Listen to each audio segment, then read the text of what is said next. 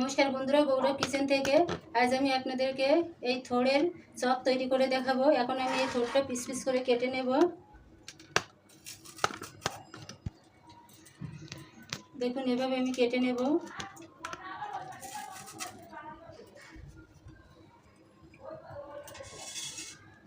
আমি থোড় কেটে এভাবে জলে দেব।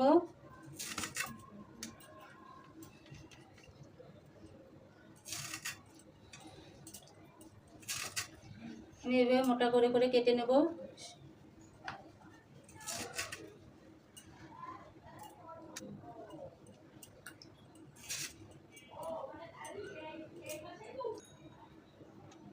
বন্ধুরা দেখুন আমি সবগুলো এভাবে পিস পিস করে কেটে নিয়েছি। এখন আমি চুলোয় একটা কড়াইতে জল দেব। হ্যাঁ করো বন্ধুরা, দেখুন আমি কড়াইতে জল দিয়েছি। এখন একটু লবণ দেব। থোড়গুলো একটু সিদ্ধ করে নেব।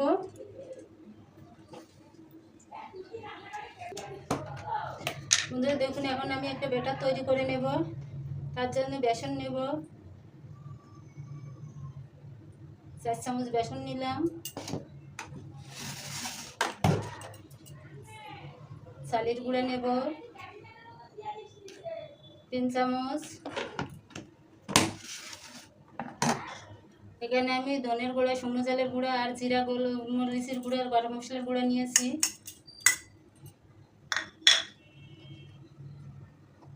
লবণ,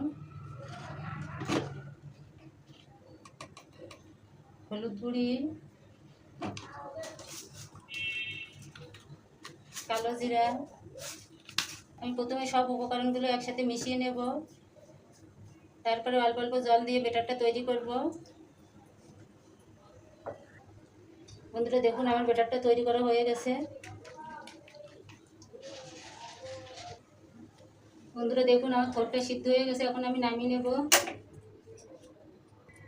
এখন কড়াইতে তেল দেব। বন্ধুরা দেখুন এখন আমি এই ব্যাটারের ভিতরে থোড় দিয়ে নেব। এভাবে ব্যাটারটা মাখিয়ে নেব। তেলটা গরম হয়ে গেছে। এখন আমি একটা একটা করে ছেড়ে দেব।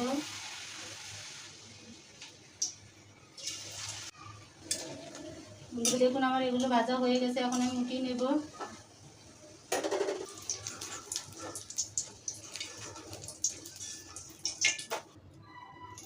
আমি আবারও দিয়ে ভেজে নেব।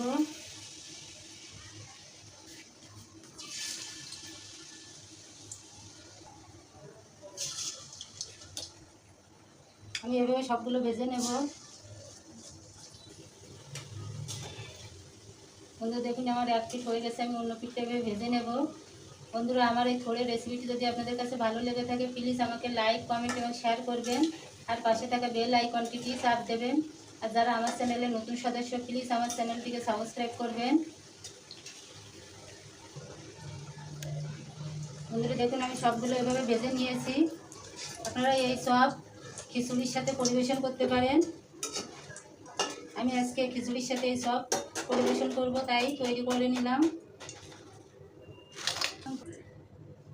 বন্ধুরা দেখুন তৈরি হয়ে গেল আমার